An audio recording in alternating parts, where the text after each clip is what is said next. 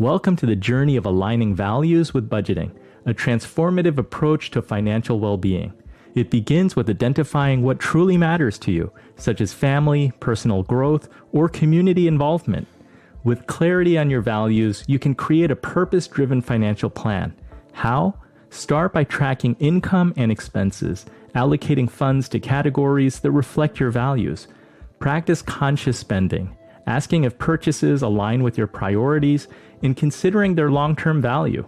Evaluate your current spending habits, identifying areas of overspending or dissatisfaction, and redirect resources toward resonating activities. Set clear financial goals that align with your values, breaking them into actionable steps. And remember, as life evolves, regularly reassess and adjust your spending to ensure alignment with shifting priorities. This approach is more than budgeting. It's about creating a meaningful relationship with money. It's about making financial decisions that resonate with your core values, fostering financial well-being, and leading a purpose-driven life. Embrace this alignment and embark on a more fulfilling and rewarding financial journey. Your money, your values, your life.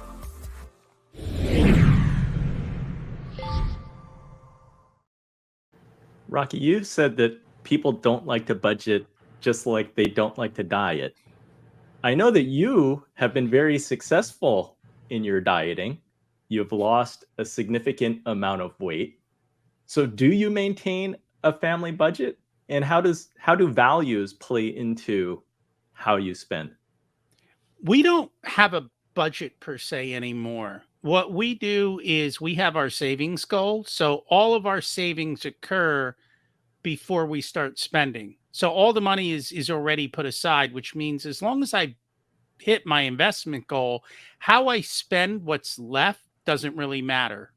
But what we do is after we spend it, we sit down occasionally and we look at it and we say, hey, this is where our money flowed. Are we happy with where it flowed or are we unhappy?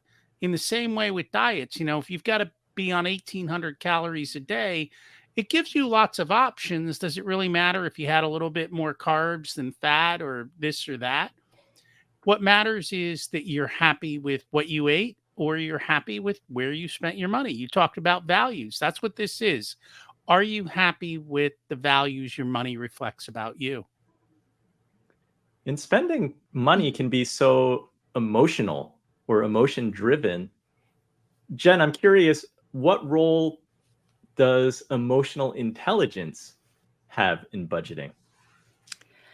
I think that it is highly undervalued in personal finance.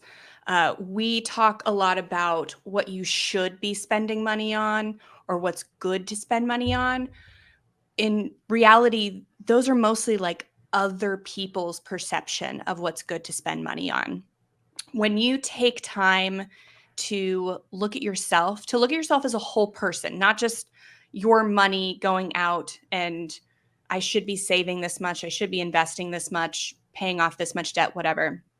But looking at who am I? What do I want in the future?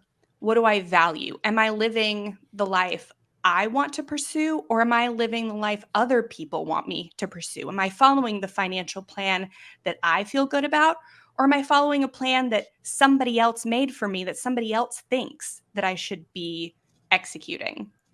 So I think emotional intelligence plays this huge role in how we should be budgeting. But a lot of the times we get stuck by what other people are telling us. And it's great to listen to other people when you're just getting started, but eventually you do have to develop the skills to forge your own path. And that's where values come in, because you can value anything, but not everything. And what I value is going to be different from what you all value.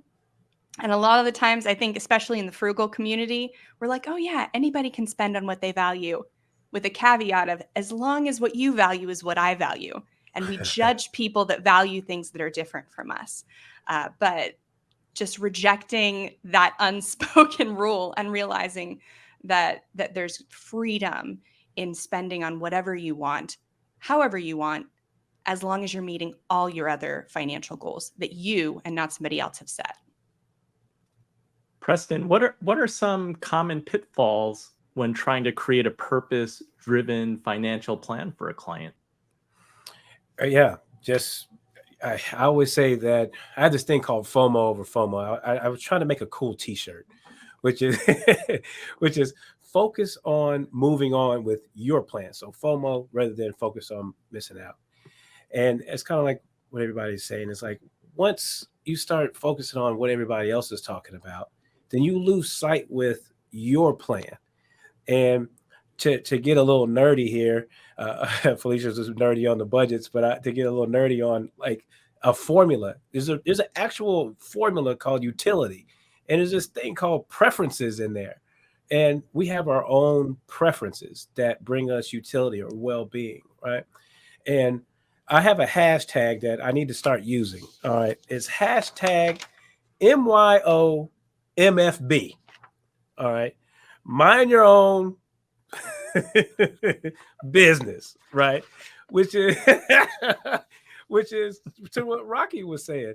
It's like once you save and invest what you need to, and I know we all heard the word spending plans before, it gives us more freedom to what we aspire to do, what we can do.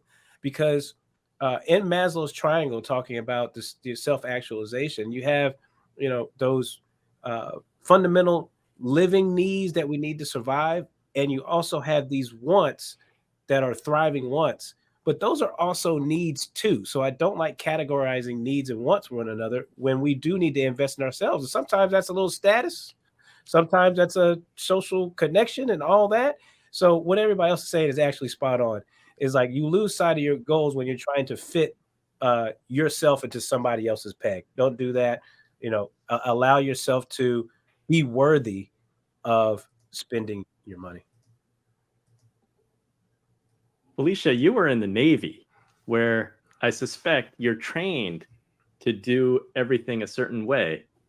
But today, you and your husband are traveling the United States in an RV. Any tips on this hashtag MYOFB? Well, I have to correct you. I was not enlisted in the Navy. I was a computer scientist on the civilian side. So I was the nerd in the lab for the Navy folks. And, one of the reasons why I definitely say yes to this panel is because of this segment.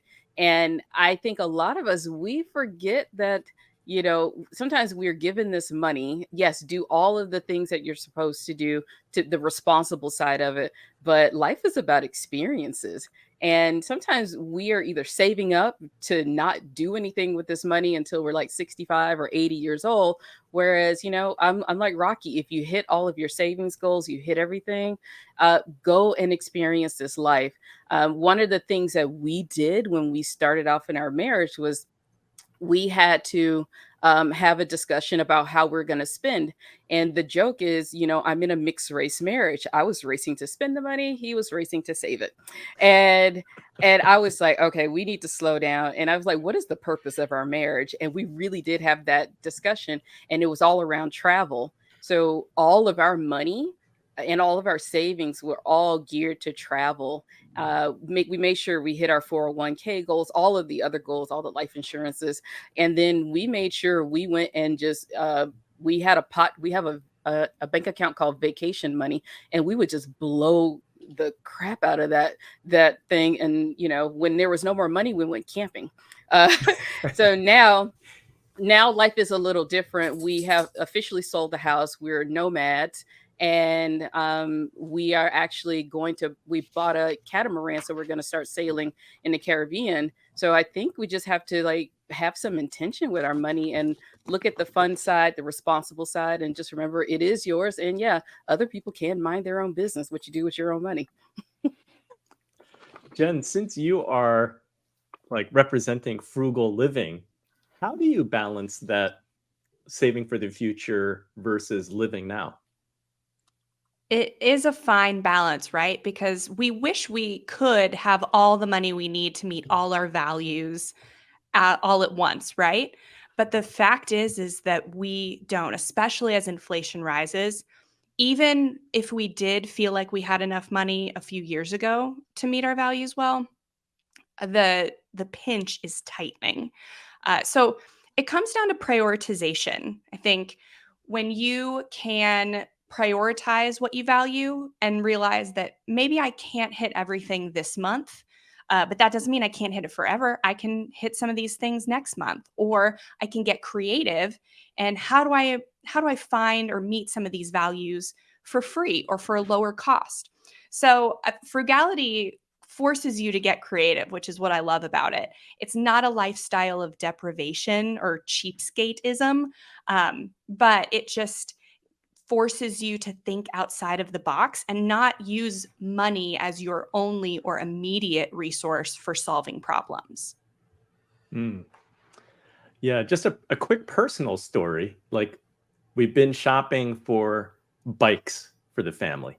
My wife really wants to get the kids out riding bikes. We get a little exercise. And we did take advantage of some sales recently, buying 2 bikes. Me being the cheapskate of the family, I've taken to Facebook Marketplace and looking for good deals on a used bike. And I love finding the great bargain. But if I calculate the amount of time that I spend searching Facebook Marketplace, maybe that's not the best value. But it doesn't take away from me enjoying the game of finding Yeah, I that mean, some treasure. people love the hunt, and that is a good use of your time then, even if you don't save a ton of money. But if you're somebody that doesn't enjoy the hunt and is already strapped for time with 3 kids and a job, I mean, it may be worth spending a little bit more to get something used, or maybe waiting for a sale that you know may be coming up at a store. So it's not depriving yourself or getting the cheapest thing you can find used, but just putting a little bit of research in, Right. just to save a little bit. And Yeah, go ahead. I would say too, this is a fabulous conversation. I love the word that the word frugal came up. Is because in the books we could We can be friends. yes, but here's the thing. Frugal just means living within your means, okay? And different people have different means, and I hope folks, as far as the takeaway is concerned, so if you're living within your means, that can mean, hey, I got a nice, bag or some kicks or a luxury car or something like that. There's no shame in that, which is spend shaming. I've talked about it a lot, which is spend shaming. When people talk about frugality, they're like, oh, and I think I heard somebody say this on this panel, which is, this is how you're supposed to live. When we talk about frugal, it's more of like a principle or a judgment. If you have quality goods, or, you take a, world trip 2 or 3 times, it's like, oh, that person's doing this, or what is it? That ain't none of your business. That ain't none of your business. So it's frugal. I hope everybody takes this away. Just me living within your means. And lastly, I would say, if somebody likes being quote unquote cheap, as long as it's not a little stingy or something like that, but if that brings that person well-being, then there's no judgment on that either. You're just not rocking with me, at the dinner table, at the restaurant. Yes. Well- Yeah. We say that cheap is saving money at the expense of others. So it's the fast fashion, it's the bad tippers, it's the moochers, like ordering steak and making the person who got a salad and a water pay for part of it. Cheapskate stuff like that is saving money at the expense of other people, whether they're around you or not around you. But frugal is just saving money that it affects you, and you alone. Right. Let's go to our next segment 3.